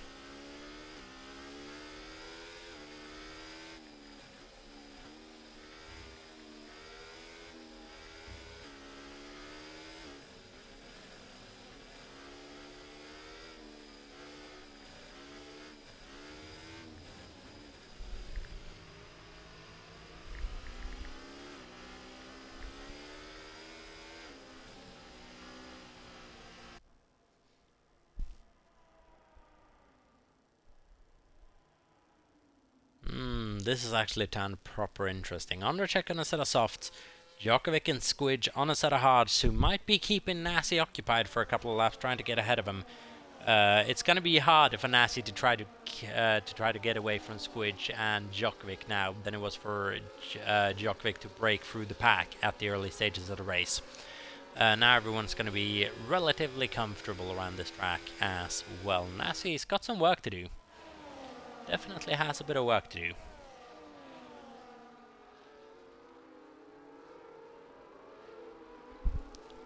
We'll see how that hard tyre holds up as well of Djokovic and Squidge.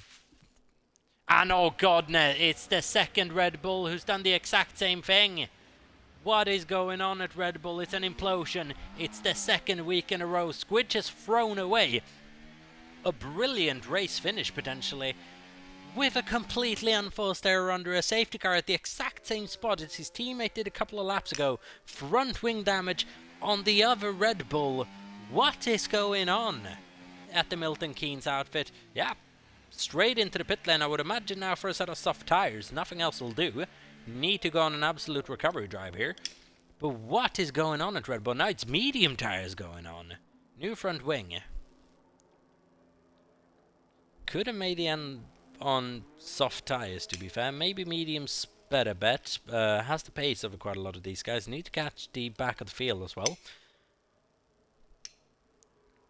But what's going on at Red Bull? What is going on at Red Bull right now? Second race in a row where Squidge could have had a brilliant finishing position, and he just makes some sort of unforced error. This time even under a safety car, and he throws the result away. That's massively gonna help Nasi, by the way, now, who only has Djokovic to clear before he can actually set after undercheck. So Nasi is gonna be, he'll have been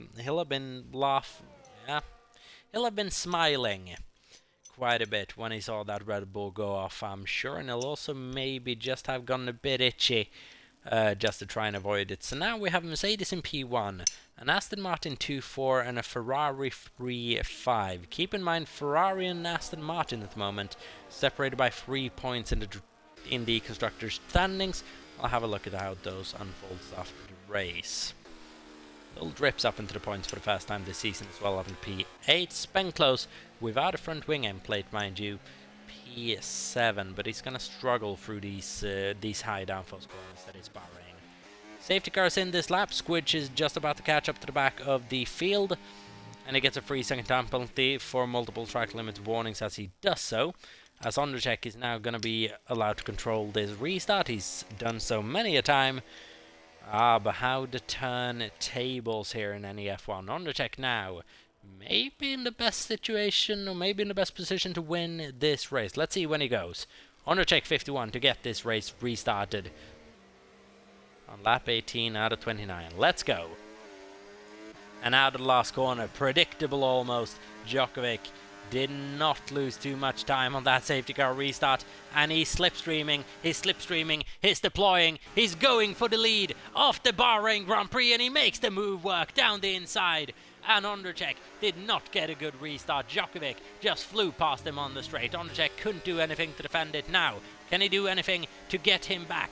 Round the outside maybe, in turn 4. He has the better tyres, he has the better braking capabilities. Round the outside of turn 4, Ondrejek goes. Djokovic gets a bit unsettled.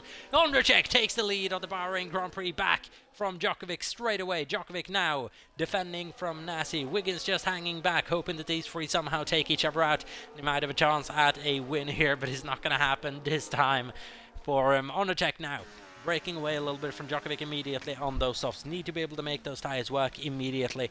Djokovic, Nasi in P2, P3, followed by Wigan, No Lark, Spenclose, Matty, Little Drips and Hybrid, Ginster. Squidged up position on Darren Style immediately, but he needs to start gaining position at a rapid rate at the moment in order to get into the top 7 or maybe even top 5.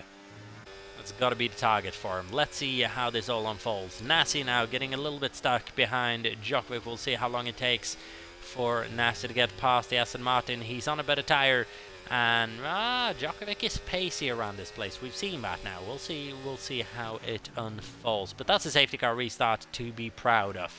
Ondrejek not getting the best of restarts, but absolutely beautiful move around the outside of Djokovic into turn 4.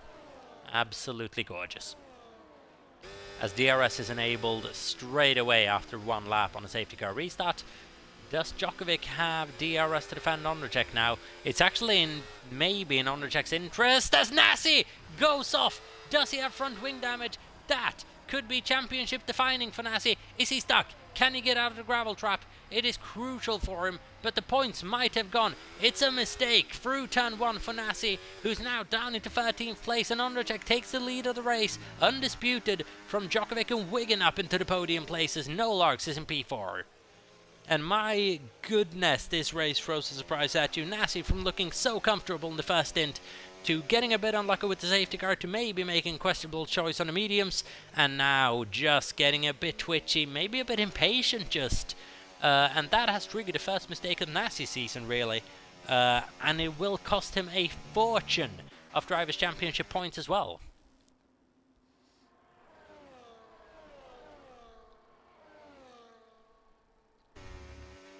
Ondrejek then, at the moment, poised to maybe take the lead at the drivers' standings unless Djokovic's actually able to take it away from him. Nasi at the moment is set to lose it. We know that for sure. Still 10 laps to go. A lot can still happen. Nasi can still make his way well into the points. We'll see how everything goes. And it's not too late to have another safety car or a virtual safety car here. Shake things up further. Ondrejek 1.2 away now from Djokovic. And now we'll see how those soft tires really hold up versus a hard tire that is going to hold up versus a medium tire that might be the best tire to race on. And the question is, if that medium is better, do Aston Martin swap Djokovic and Wigan to actually give Djokovic a better, maybe just a job to hold up No Larks and try to secure the double podium? Wait and see. I believe Djokovic does have better straight out pace than Wigan does, but that medium tire could actually prove quite a decent race tire at the moment. Everyone's seeming to fancy it right now.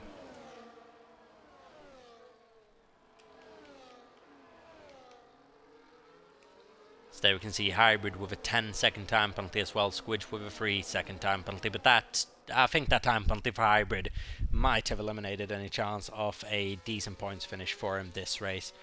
No Larks at the moment with the hopes of the McLaren team on his shoulders. Matty having a quietly good race up in a P5 at the moment. I'll have to for Ferrari's sake as well, as I believe Nasi's just going to pass Darren Style heading into turn 10. But here we go then. 2 seconds is the gap between Ondrejek and Djokovic. And Djokovic now is in a phase where he's just got to hang back a little bit and let this race come to him. On the soft tyre or on the hard tyre, He's just got to let the race come to him versus Ondercheck softs that should go off towards the end. Got a couple of laps left. When that happens, Djokovic needs to be alert and be able to push past. Djokovic definitely in with a chance of this victory here. But Ondercheck is so good under this type of pressure as well. The reigning, defending NEF1 champion in lead of this Grand Prix, Spenklos, is holding his own at the moment with half a front wing as well. So how's his teammate doing? He's coming up behind a hybrid at the moment. We'll want to clear him soon. But after that, it's quite a decent train up to Matty all the way up in P5. A top 5 finish for Squidge is not out of question here if he can keep his head down. Needs to start delivering overtakes, and quite quickly now as well though. No Larks, just about 1.2 consistently behind Wigan.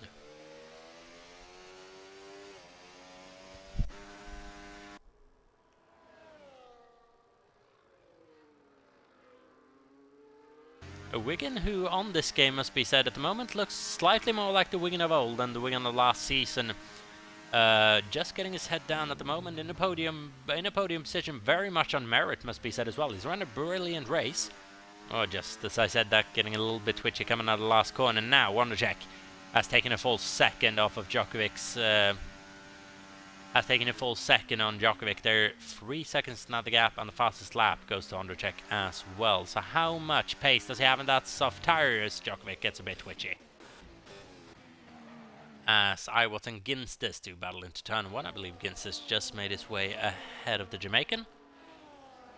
Indeed, that is Ginstis now up at a P10 in his Haas, just behind Squidge.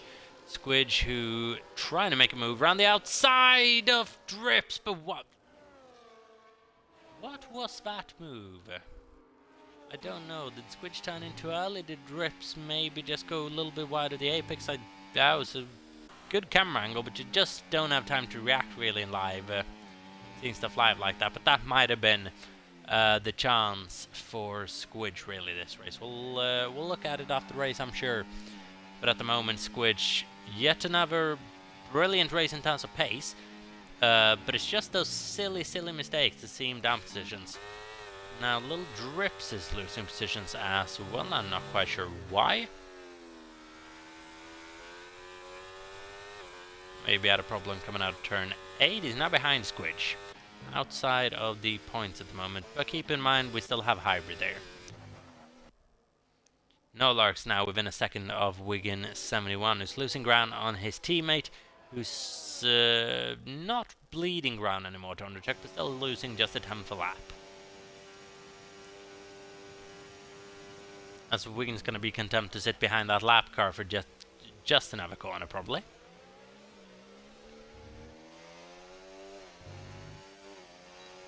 In the DRS of him. No, actually, that's completely lagged out car, but we're just going to be able to hang on for another lap here.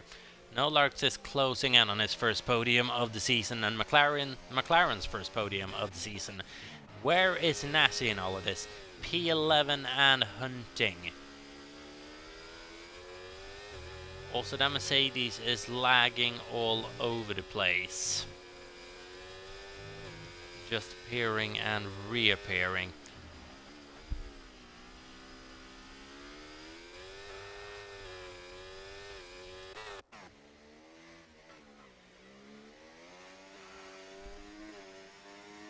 But ABT at the moment having a truly awful race down in last. Yellow flags in Sector 2. That's a problem for who? It's a problem for Squidge 2017, who finds himself on the wrong side. Oh, come on. Come on, Squidge, that's a dangerous rejoin if I've ever seen one. It's going to be a slam dunk penalty. It's massively unsettled ABT, and that's got to be slam dunk. Squidge there, his race goes from bad.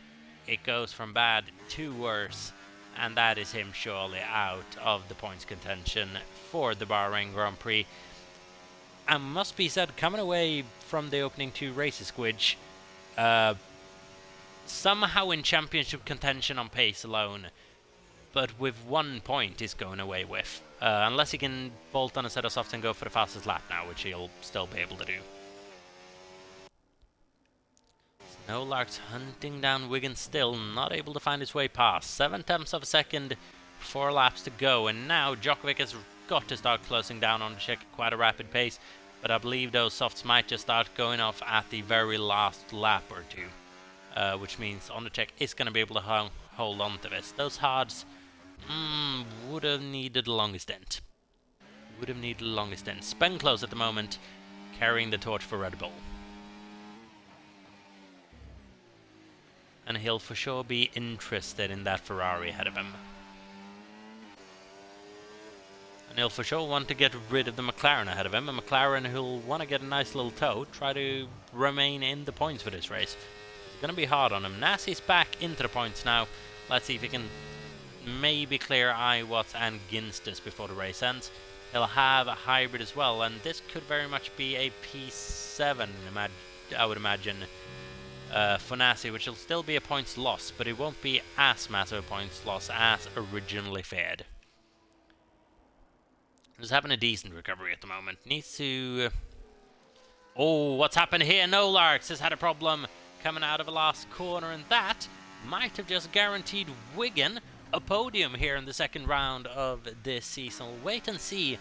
But Ondrzejczyk, Djokovic and Wigan at the moment running in a field of their own. No Larks had an issue coming out of the final corner. Didn't make contact with Wigan, I don't know. Could be an unforced error. I'm sure we'll see after the race and the post-race investigation. Here we go, Spen close very much on the back now of Hybrid. Hybrid is very much on the back of Matty, actually. It's a shame with Hybrid with that 10-second time penalty, because the P4, well, we're seeing could very much be on for him. He's going to drop a lot of positions, maybe even outside of the points after this race is done, but he's putting on display Hybrid as well. I believe with the level of performances McLaren are putting in at the moment, I think we can expect to see them maybe not winning races this season, but definitely be podium contenders almost everywhere we go. It's tied at the moment, even though the gaps don't really tell it. But I think we can now confirm that as long as Ondrzejczyk doesn't really make a mistake, he is storming towards victory here in Bahrain. He's having the second stint of his life at the moment. Nassi's cleared Iwatts now, 2.5 seconds to Ginsters. He'd love for No Larks to just make another little bit of mistake, maybe just slight contact with Spen close. Who knows? Spen close, to be fair, quite far ahead. But the man who was in P1 and in control for so long this race, it all went wrong for him at turn 2, just spinning across the track, and then not having the best of rejoins either, losing even, just that bit more of a time. Now going on a recovery drive here, gonna finish off the podium, gonna finish outside the top 5, I'm quite sure. But still a decent recovery from Nassi, but the championship, could have been a decent points gap now. Instead it's going to swing in Ondrzejczyk's favor.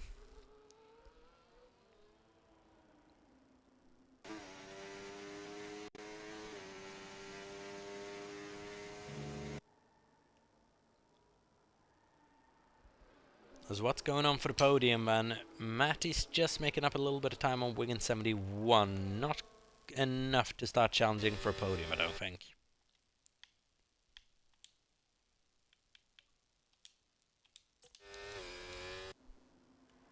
So here we go, 3 seconds is the gap, so as long as Wigan doesn't get a penalty now, that podium could be locked in. Can't get nervous now, just needs to see this race out. 2 laps to go. Here we go then. Spen close on the back of Hybrid now as well. Want to get past and actually have a go at Matty. Hybrid's very much getting in the way here for Spen close 64. I don't think Hybrid's really slowing Spen close down at the moment for No Larks now. Nassi 2.1 behind Ginsters at the moment. I'll have that position on penalties anyways.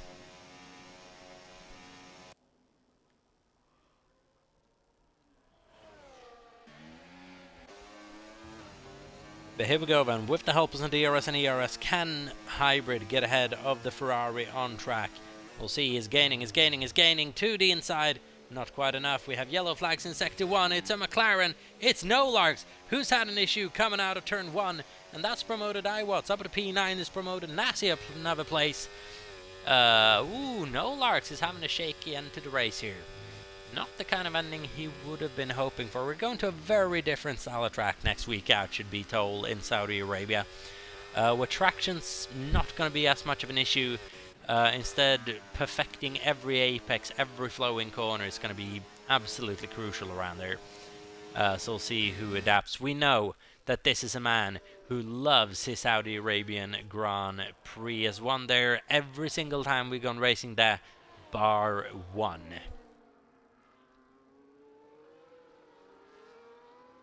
And Matty's putting on a very decent display today. P4 at the moment. He's leading Ferrari in this race. He's kept it consistent while his teammate couldn't. And at the moment, he's carrying the torch for the Scuderia. Really, he's gonna finish quite close to his teammate on track and on the score sheets as well. It's actually starting to get quite close to Wigan. But final lap of the Grand Prix. We have just a couple of corners to go, and this man has done a wonderful job from the first stint that did look a bit shaky. Lost time consistently to Nasi, was on the worst tyre though. Ondracek, maybe that first stint was just an indicator of, okay, you need the right tyre around here.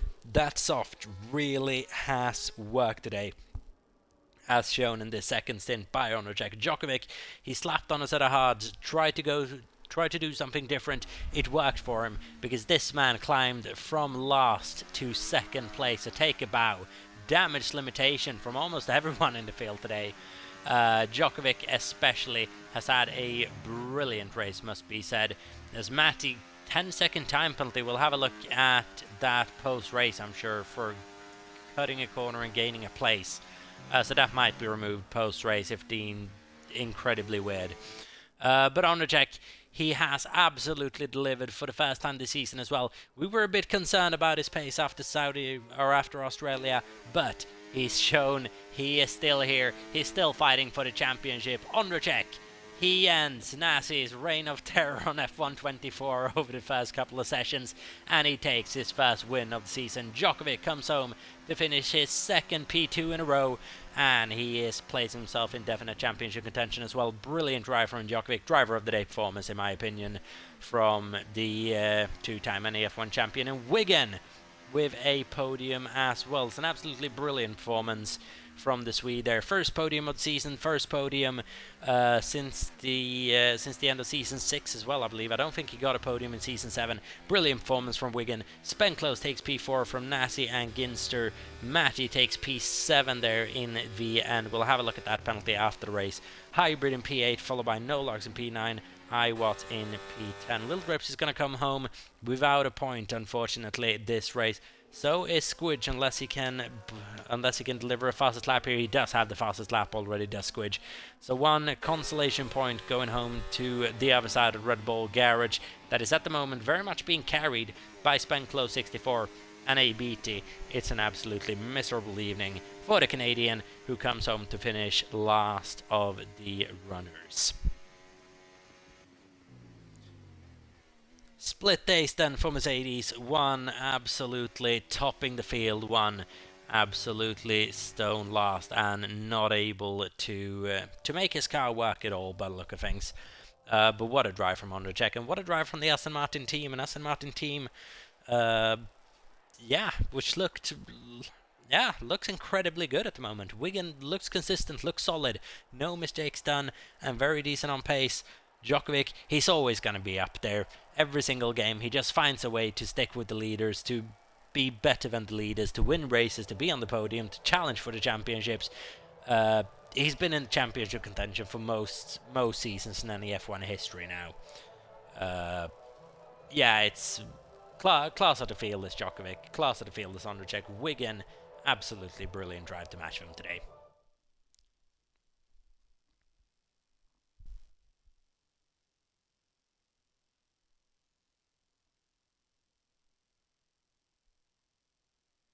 At the moment, I'm just hoping to get that final result screen up. I'm hoping anyone else does, because I'm getting the black screen of death at the moment, which I'm not quite appreciating.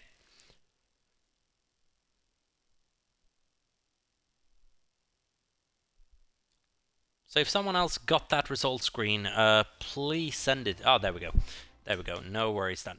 Actually, do worries because mine just disappeared straight away. Okay, if anyone did get that result screen, please make sure to save it, send it to us because we'll need it for the post-race review. But then, an absolutely brilliant drive from Undercheck to take the win of the Bahrain Grand Prix. He was followed across the line by Djokovic and his teammate Wiggin71. Yeah, very, very decent race. This after a bit of a disappointing start to the season in Australia. Really, absolutely banger of a race after a bit of a chaotic start here in Bahrain. We'll be back in a week's time for what'll be the Saudi Arabian Grand Prix, if I'm not mistaken, which is gonna be. It's going to be really, really fun to see what happens in Saudi. It's always an exciting race when we go racing around Saudi in NEF1. And on this game as well, it's just that little bit improved. So until then, we will see you in a week's time for the Saudi Arabian Grand Prix. Thank you so much for watching. If you're not already following us on Twitter, on Insta, on Facebook, on YouTube, on Twitch, then please do so. All the social media is New Era Esports, so make sure to follow us on there. We're trying to increase our presence a little bit. If you don't follow the Twitch and YouTube especially, stay tuned. That's where all of our races are released first. So until then, have a good one, stay safe. We'll see you next week out in Saudi Arabia. Congratulations once again to Undercheck. We'll see you in a week's time. Have a good one, and peace out.